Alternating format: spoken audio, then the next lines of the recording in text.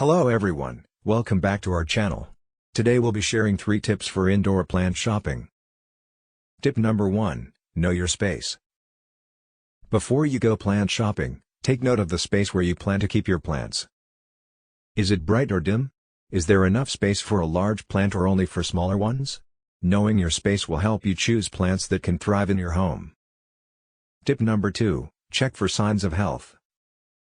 Look for plants with vibrant leaves, no signs of pest infestations, and no yellowing or wilting leaves. Healthy plants will not only look good, but they'll also thrive better in your home. Tip number 3, ask for advice. Lastly, don't be afraid to ask for advice from the store staff or other plant enthusiasts. With these 3 tips, you'll be able to choose the best indoor plants for your home and ensure they thrive in their new environment. That's it for today's video.